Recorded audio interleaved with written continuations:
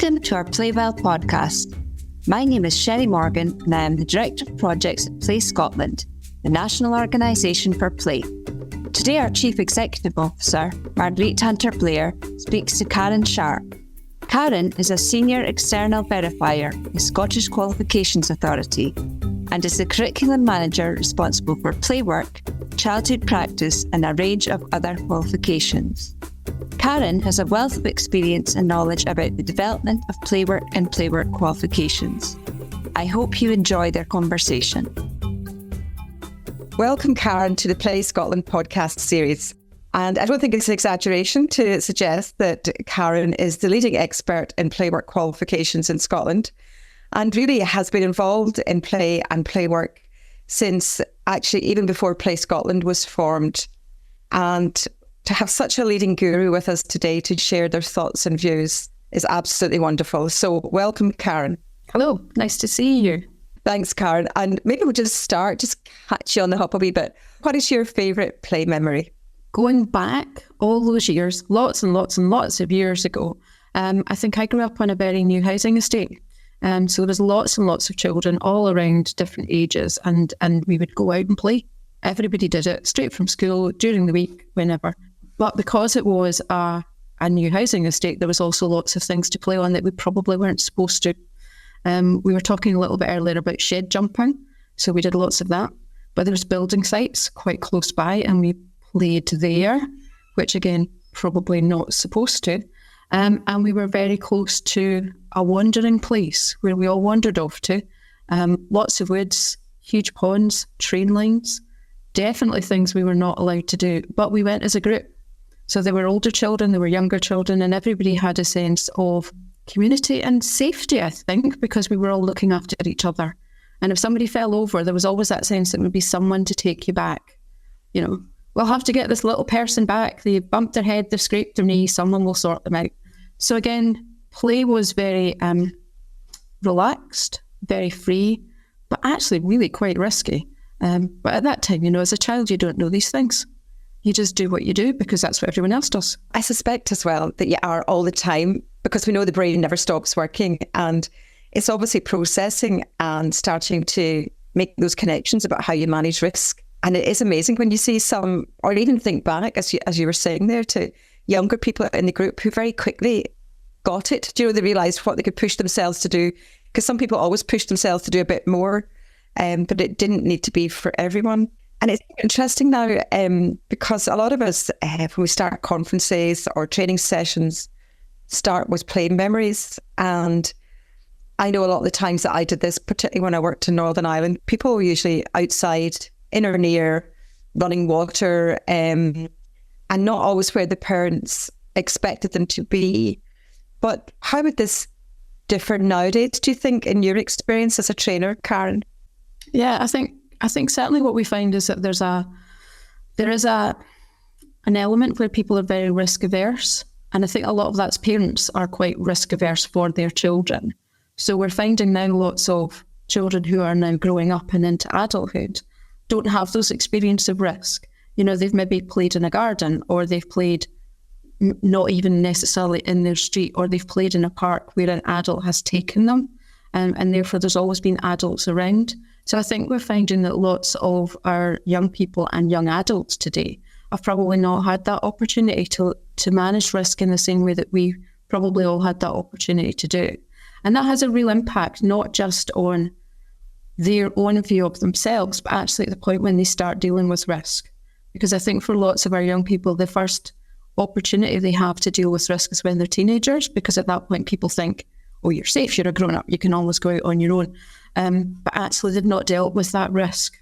They've not dealt with those elements. But, at 13 or 14, the risks are potentially much bigger than those risks when you're 6, 7, 8 or 9. So I think, there's lots of challenges for our young people today particularly. And again, as you say, when you do that as a trainer and you ask those questions about what did you play, have you climbed a tree? And actually, or when was the last time you climbed a tree? And lots of people will come back and say they never have. And that's really quite sad, I think, a little bit, is that we're not giving our children, our young people, those fantastic opportunities to actually be to experience play for themselves, but also the socialisation elements of that, the risk elements of that opportunity to develop their own sense of self. I think we're kind of restricting that in more ways than we maybe at this point even recognise. I think that's true. I think another point of what you were talking about there is something that strikes a chord with me. I hate always to see children playing in their age range. I think there's something unnatural about that. And I think the way I compute that in my head is when you get into the workforce, you don't work in your age range. If you started demanding you're only to work in your age range, it would be very challenging for any employer. But I think that thing about looking up to the older person or actually being in awe of them or actually being quite scared of them. And the other thing you talked about there, which is so important, is the nurturing of the young person in the group. And I think these are incredibly important skill sets and brain development that happens very early on. And if it doesn't, I suspect it's a bit like falling out of a tree. It maybe is more dangerous later on when you try to explore these aspects. There's probably a research opportunity there, shall we say, of looking at that play across age ranges and how well we actually work across that. Because for lots of our children, they go to nursery and they're with 2-year-olds, and then they go to the 3 to 5 room, and then they're in primary 1, and then they're in primary 2. And we keep them in these little age groups all the way through. And I think you're right, that opportunity to see, where am I going to grow? How do I develop into is not necessarily there. But it's also that responsibility and care for our younger ones and for others around about us that we miss if we're not playing across age ranges. So I think that that's a valuable opportunity that for some children is missed. It's definitely an opportunity that you get to do, for example, in after school care, because they're often primary 1 to primary 7s are all in together. But not every child's in that situation that they can be in that opportunity. And that leads us very nicely into the importance really of the role of the play worker. And I know this is possibly something you will know lots more about than I do, and have worked with over many years. And I'm thinking now about Playwork qualifications, the role of the play worker. I'm thinking of the Playwork principles. So this is a journey that you've been on a very long time, and I would just love it if you could share some of the learning with us. And then we can talk later on about Playwork Scotland and what's happening with that. Maybe if we start at the beginning, what took you into this journey into play and Playwork? What took you down these big rabbit holes? These giant rabbit holes. I suppose in some ways it was always there because of my own experience from childhood. I was part of voluntary organisations all the way through. I then went off to university, did primary teaching, had some children, and then got the opportunity to work in a voluntary sector organisation whose focus was primarily on play, with some actually at that time what you would consider leading experts in the areas of play. It was a great opportunity and a fantastic experience to be involved in play and play work from a community perspective. And that's definitely what we were doing. But I think that play work is a real kind of ethos and value base. And I think what you found, or what I found, was that when we read something like the Playwork principles, it suddenly gave you words and language to describe the way that I felt about play. That play was not just about learning. We didn't get children to play so that they could learn this. Children play instinctively. Children play for themselves, for their own well-being. And that it almost clicked like a revelation. I did play at university when I was doing primary teaching. They don't do that anymore, but that was because of a wonderful lady who involved that as part of the course and the development. But things like the Playwork principles, where it talks very much about play being freely chosen, personally directed, intrinsically motivated. And we use these big words, but these words help us say, but children know how to play. All children know how to play. It's instinctive. It comes from within them. And then as adults, our job is not to try and fit children's play into a box. That play goes in a box of, well, we'll do this and we'll learn that. But actually, play's bigger than that. And that understanding, I think, of the value of play, and therefore what my role is as an adult in supporting children's play, is quite different from the role that I've maybe learned to say, well, as a teacher, this is what you will do. as an early years professional, we want you to learn language skills. We want you to learn, physical skills. But actually, as a play worker, I want to support and facilitate children to play.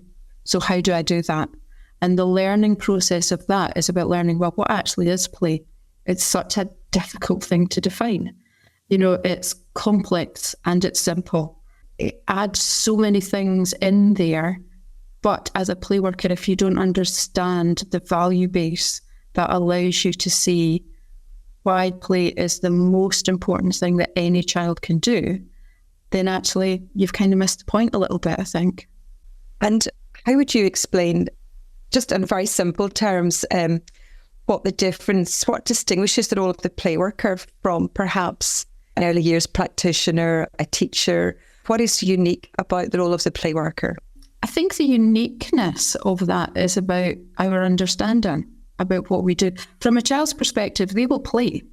You can give them anything and they will play with it. You could leave them in a blank room and they will still play. But it's that as a professional, then looking at that is what is my role with that? Is it to direct them? Is it to say, well, actually, let's find out how many steps it is from that corner to that corner. Let's count. Rather than just go, actually, let's run. You want to run? Okay, I'll run alongside you. Or what do you need for this? Rather than trying to put an adult perspective on it, to actually get down and see it from a child's perspective and say, how do we support their play? How do we engage with their play?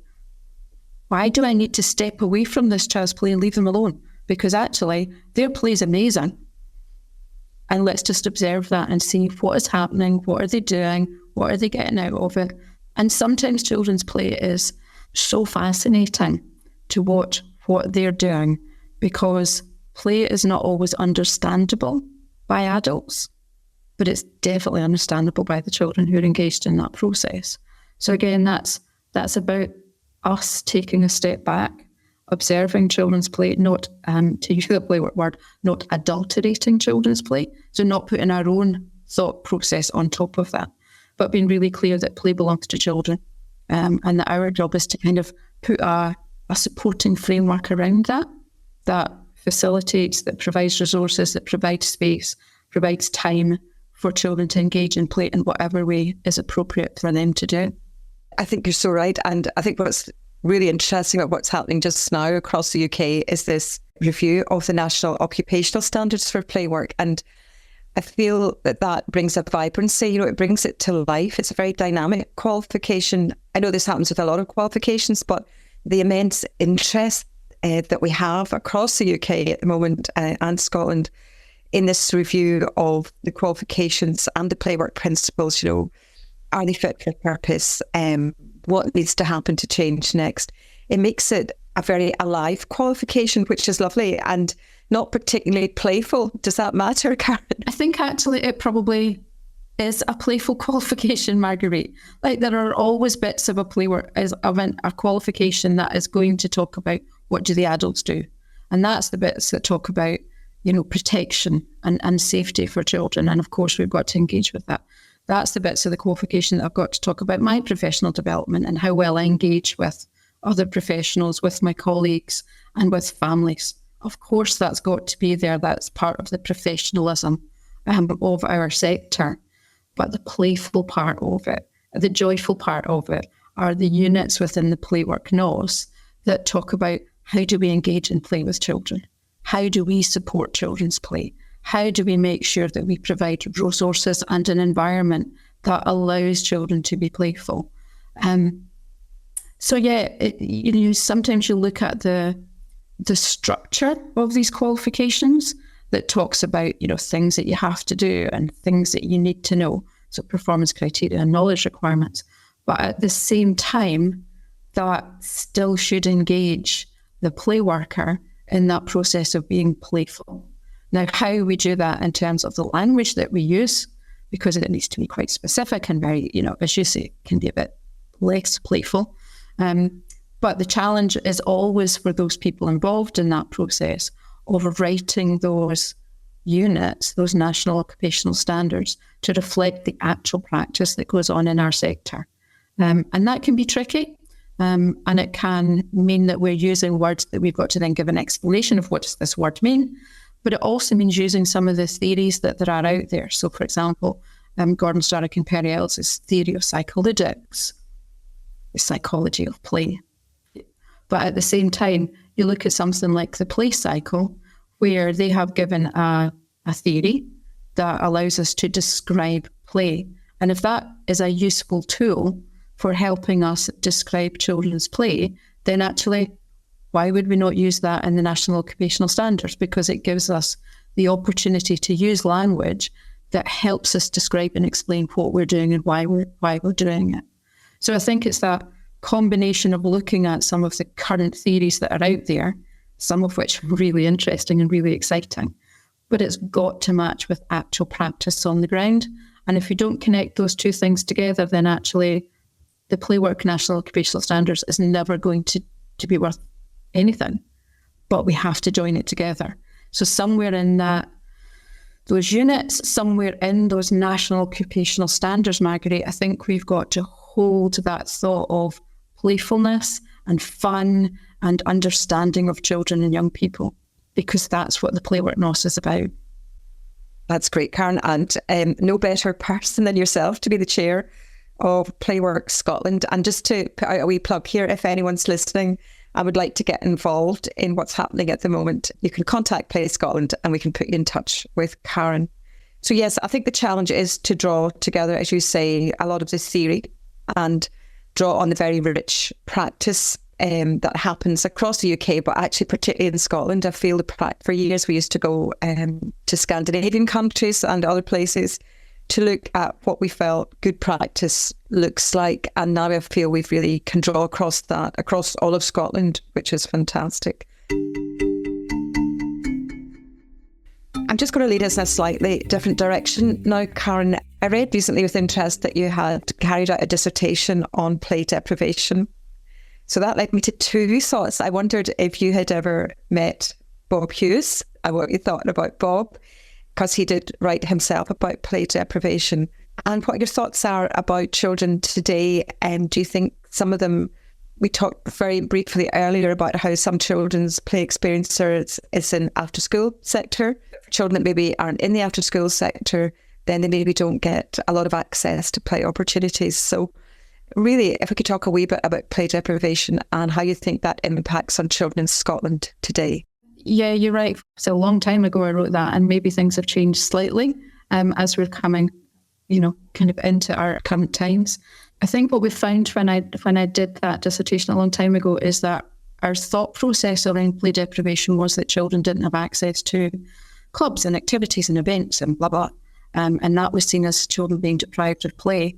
And what I found when I did that little bit of a dissertation was that actually for lots of children in areas where it was areas of multiple deprivation, where there was poverty, where there maybe wasn't huge access to all of those activities and events, actually they weren't really deprived of play, because for lots of those children, they still went out to play. So their play was probably more in the way that we would consider that opportunity for freely chosen personally directed plays, that they were out, they were doing it, and it wasn't adult-led. Whereas actually lots of other children, where children were coming from areas where there was maybe money, there was lots of different things going on, is actually their play was much more focused. It was sports, it was activities, it was dance, it was drama, it was music. So it was very adult-led play. So again, that our understanding of the phrase play deprivation needs to be kind of teased out a little bit when we're thinking about that. And there's quite a difference in thinking about play deprivation and thinking about deprivation in terms of poverty and social deprivation that we might want to think about. So it's quite an interesting topic. And again, we know from lots of research that the more children play, the better it is about developing neural connections, the better they are at looking at social interactions and different types of communication, the better they are at dealing with risk. So I think if you're looking at children today, is that for lots of children today, they are quite organised children. We talk about them being, they're diarised children, so that they go from, after school care they go home and they have their dinner, and then they'll maybe be doing homework, or they'll be going out to a club, or they'll be going. So lots of the time children's play opportunities are quite narrowly focused on what adults think is good for them. And we don't often give our children lots of opportunities to actually play and experience being outdoors. So it's interesting when you think about the rise of outdoor kindergartens, for example, where lots of parents are choosing for their very small children to be out in the woods all day, because that's an experience that they're not getting at other times. We're seeing more after school cares taking more opportunities to give children risk and play and giving them that experience of being outdoors in a way that maybe we've not done for a number of years. And I think you're right, Margaret, your conversation about how in Scotland we really are pushing the boundaries of what we can do with children, what we can let children do.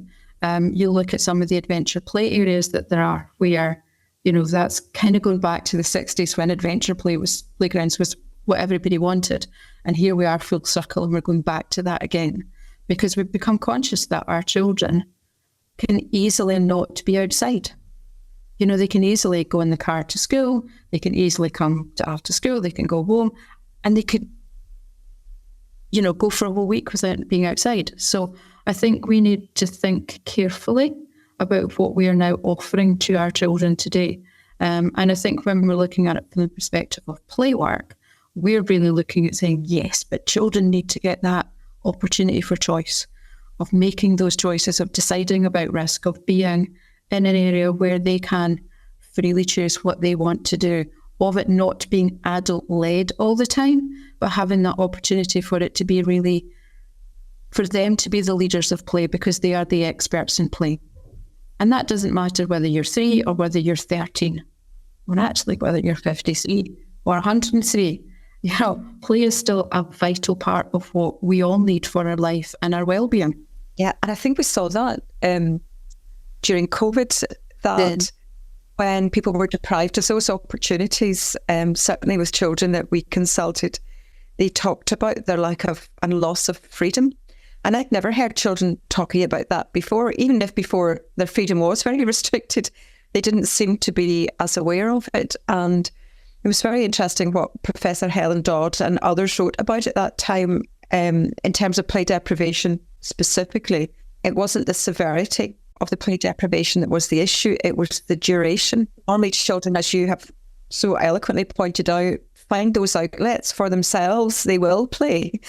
They don't need permission quite often, and they don't need bits and pieces. The play drive takes over, but they definitely felt the loss of that freedom. And I do think it's led to a lot of problems with some children, particularly young children's development at that time. So it is interesting, but also there was a lot of reports that have shown us that, as you also said, children from deprived areas felt the impact the most. If you didn't have a private garden or access to green space, then perhaps you'd felt that much more keenly. And that has also progressed, I hesitate to say post-COVID, but still exists today. And that isn't something that's going to change. So I think you're right. I think maybe rather than focusing on play deprivation, we need to put the focus on poverty and poverty of play and poverty of play areas and poverty of play opportunity.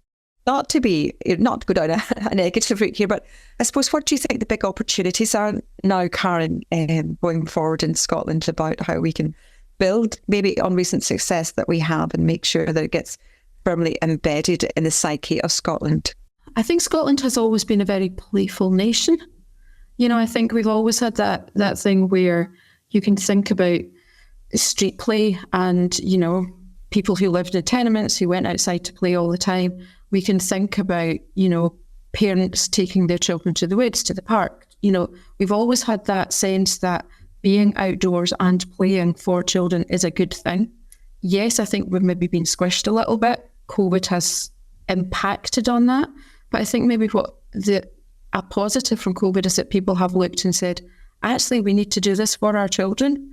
We need to make our play parks more accessible. We need to give children green spaces within walking distance of their homes. And I think that opportunity of saying, but how do we know that children are safe? Okay, so we know they're safe because they don't have to cross a road to get to a green space. We know that they're safe because it's 5 minutes from your house and you can always come home. I think we need to start really thinking about the shape of our communities again, instead of it just being a case of we need space for cars. Let's think about, we need space for children first.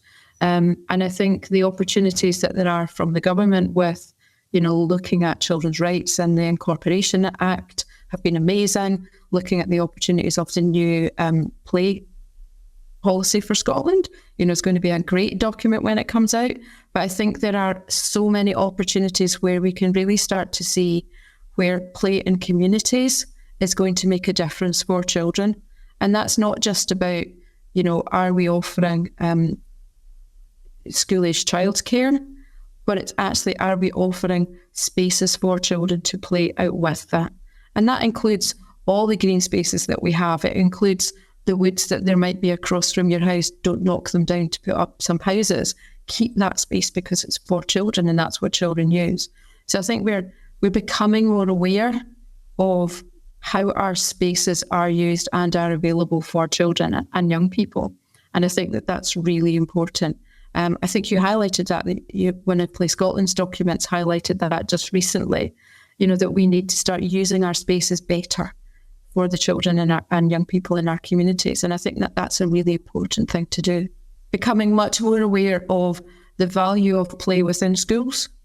So very much a lot of the local authorities are looking at play pedagogy and talking about that in their infant department. Actually, we should be talking about that all the way through our education system. We should be talking about it in terms of not just curriculum for excellence, but play for excellence. That if we allowed all of our children opportunities to play within their school environment, then actually that would give us a much better idea about their cognitive development, a look at their well-being, but also for those children where school is really tough. Sitting in a classroom is a hard place to be. Actually, why not go outside? Why not be playful? Why not give that opportunity to engage in a way that actually allows them to learn in a way that suits their needs and their personalities and their characters and, what additional support needs they may have. Like, play allows us to do that because it is not restrictive.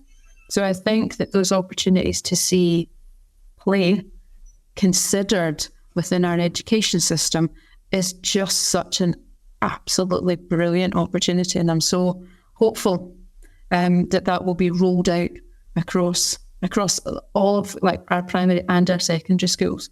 Would be absolutely amazing. And I do think you should copyright that immediately. I love it. Karen, Play for Excellence is fantastic and suggests so much about the richness of play and the value of play. And it does make me remember being up in the Lofoten Islands and seeing in high schools the curriculum taught outside, maths, biology, geography. It's so obvious when you think about it. And they're never surprised by the fact it's dark half the year, and they're never surprised by the weather. And I suspect we still do get awful disappointed and surprised in the weather in Scotland. Yes. What would you say to young people starting out at that awful time at school when they ask you what you want to be when you grow up? Or to people who are maybe saying, do you know what, I'm pretty fed up with what I'm doing. I'd like to change of direction. I'd like to find a job in the play sector. What is the qualification route for people who would like to have a career in play? I think in many ways that's been developing over a number of years, Marguerite. So play is front and centre in every qualification that you're going to do if you want to work with children and young people in Scotland. And that means if you want to do a route that goes down an NC and then an HNC in childhood practice, it's now called, but actually there's a whole majority of that still focused on play and a play pedagogy that sits there. However, there are routes that are very specifically for Playwork, and that would really be the SVQs in Playwork. So you can do some top courses in Playwork, so you can do Playwork in childcare, you can do play in a sports environment, which is a really lovely, interesting qualification down a slightly different route. But yeah, if you want to work in play, if you want to work in Playwork, then your qualification route is to look at the SVQs in Playwork. They are based, as we were saying earlier, on the National Occupational Standards for Playwork. So they are absolutely rooted and grounded in the Playwork principles and Playwork theories. When you have that qualification, if that's a route you choose to do, then the opportunities are endless, really. You still have that opportunity to work with small children. If you're thinking about nurseries or playgroups, you might want to work in an after-school care. You can work in open access play. You can work in forest play. You can work with young people in adventure play services. So there are lots of different opportunities that there are out there. And I think that the potential for developing play across all of our services is absolutely vital. And actually, if you're already in the sector and you've got qualifications already that allow you to register with our Scottish Social Services Council, then we do have qualifications that allow you to do professional development. So we've just developed a new one, which is called the Pedagogy of Play, which we're so excited about. Links beautifully with Play Scotland's pedagogy and play course as well that you're doing in schools. But it gives a whole new set of consideration of new theories and principles that sit around play and play work. So again, that's a really lovely one. It's at level 8, SCQF level 8, Scottish Credit and Qualifications Framework at level 8, so it's equivalent to secondary university, and also in the level 9 qualifications, which are equivalent to the degree level. For childhood practice, we've got play and play work units in there as well. So I think we are seeing that not only is play really important out with there in the sector, but actually play and play work is embedded in qualifications. So to get there, there are lots of different routes, but play work is there. And it's just so important to see that our professional sector who works with children and young people has that understanding of that pedagogy that surrounds how you support play and playfulness and play work within our sector and for all the children and young people in Scotland. And that sounds fantastic, Jo. It's so inspirational because I think for so long, I certainly felt that play was like a poor relation in qualifications. And it does seem now that it's well knitted in, for want of a better expression. And I do think it's something we need to encourage our young people and people who want changes of careers or to take it further. And I'm talking about everyone here, Jo. I think we really appeal to men as well to get involved. It's a fantastic profession to be involved with. And I feel it's really taken off now in Scotland, and in no small part because of people like yourself, Karen. So a big thank you from all of us for everything you've done in this sector over many years. You must be feeling that quite rewarded that actually things have gone so well in Scotland, because I think for a long time we did worry about children's play and what was happening to it. A lot of the work you have done has possibly been in the background, but thank you for sharing it with us today. It's been really delightful. And I love your phrase, Marguerite. I'm just going to have to pinch it now to say that we've been knitting play into all the qualifications. I think that's what we've been doing. And I think if we can knit them in all the way through, then we're going to have a fantastic pattern of play across the whole of Scotland. And that would be amazing. That sounds very creative. Thanks, Karen. Thank you very much.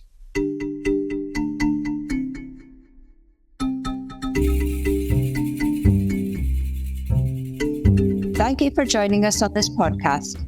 Don't forget to subscribe to this podcast to your preferred app. To find out more about Play Scotland, please follow us on X @Play Scotland and visit our website at playscotland.org.